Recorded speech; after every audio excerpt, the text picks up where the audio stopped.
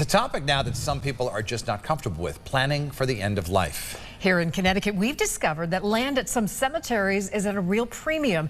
News 8 investigative reporter Jeff Derderian explains.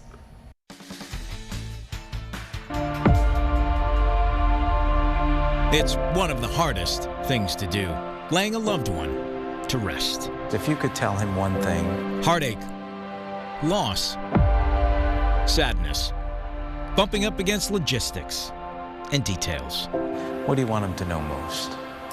I think he knows I love him so much, and I think he already knows everything I wanted to tell him, you know. Often the last place you say goodbye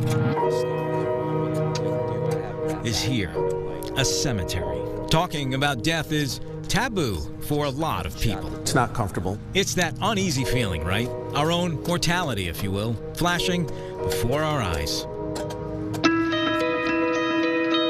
With landscape that looks like it could go on forever. But no, that's not all true here in Connecticut. We will at some point run out of room. Turns out 11 cemeteries in our state are maxed out. No more room for traditional burials in the ground. At one cemetery we found, in just a couple of years, the "We Are Full" sign will be up. We're at St. John's Cemetery in Darien. They're approaching capacity here, literally running out of room. But if you look around a little bit, there's space here for 200 souls. But when that space is gone, traditional burials won't be possible. So if you're running a cemetery, what do you do? By the time we're done, you'll see there's one solution that stands out to help save space, and another that means you could spend your heavenly time in your own backyard. Why not go the traditional route? Some people want nothing to do with that. How come you don't want to be outside over there? Tell me that. Because it's cold, and I don't want to be underground. It's that simple. My wife feels the same way.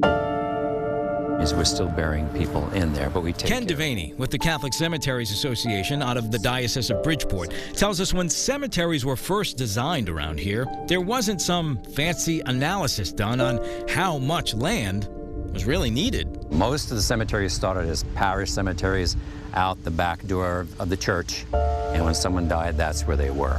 We also discovered it's a combination of two things. If it's a historic cemetery, then that's already restricting the number of resting places on top of the vanishing terrain. Around southern Connecticut and beyond, here's a look at the cemeteries that are not, well, put bluntly, open for business.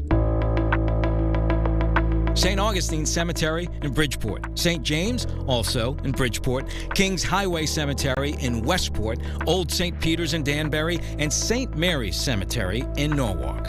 And according to the Catholic Cemeteries Association in the Hartford area, cemeteries that are full include Holy Trinity in Wallingford. St. Patrick's Cemeteries in both Meriden and Hartford. New St. Mary and Old St. Mary Cemeteries in Ansonia. Just can't take any more. Dearly departed. And also at St. Mary's Cemetery in New Britain. It's not a conversation or a topic that, we'd like to speak to, but my mom passed away 4.5 years ago, and when that happened, she's actually buried here. She's in the mausoleum next door. My wife and I decided that it's probably time that we start looking at ourselves. A mausoleum, that's what a lot of cemeteries are turning to now as an answer. We'll take you inside one and reveal some of the startling things about being in one you should know about. Do you remember, what was your first thought when you walked into this mausoleum to look at it with your wife? Do you remember what your first feeling was? Yeah, the first feeling is, this is a place where when we pass, this is our final resting place. Mm-hmm. So there's that little bit of somberness about it. Mausoleums, where you can go with a full casket in the wall or an urn of ashes, have certainly changed. They used to be cold with not a lot of light, almost uninviting. Some might say creepy. Now they have heat, gardens, beauty, brightness, and cozy seats for reflection and remembrance. And that's what brought Maria Goncalves from Shelton inside here. When I walk in the door, I see him. This is where Maria's heart and mind drifts about Louis, the love of her life for 50 years. So you're saying right when you walk in, you can see I him. see him. He's looking at me and I look at him. You smile when you say Yes, that, right? Yes, yes. Yeah. So this is a peaceful place for you. Oh, yeah. Oh, yes. And there are some other things to know. The higher you go in a mausoleum, the more budget-friendly it becomes. Why is that? The most coveted spots you see are nestled below, at eye level, where you don't have to look up at your loved one. Speaking of costs,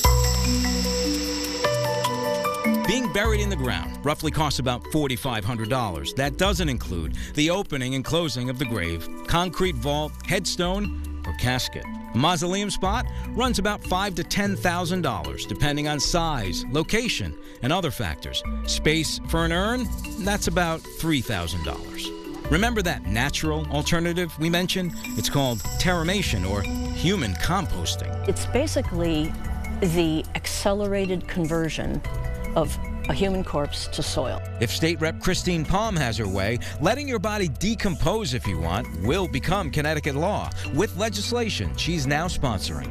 This lawmaker says it would be highly regulated, protect open space, help the environment, and only done by licensed facilities. Takes about 6 to 8 weeks.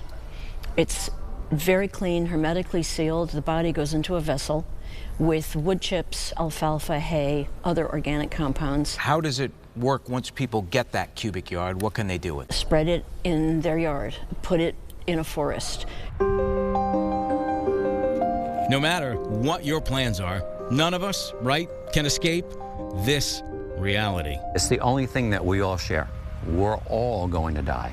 Maria's advice? Plan right now. You see, her husband Louis passed from cancer before they could decide all of the intricate questions of where to spend life after death together. I sit there, pray, do my prayers. But what keeps her going is this. Him smiling at her. A delicate kiss where loss and love meet as one. And a whispered promise into the air. I miss you until we're together again. As far as the cemeteries we told you that are full, no need to worry. If you've bought family plots already, you're all set. Experts say pre-planning saves you money because you buy in today's dollars, not tomorrow's, so remember that. By the way, only 30% of people actually pre-plan their burials. And here in Connecticut, when it comes to burials in the ground versus cremation, what do we do more of? It's about a 50-50 split, I'm told. We're in the control room tonight. Jeff Derderian, News 8. And if you have a story you want Jeff to investigate, email us at investigate@WTNH.com.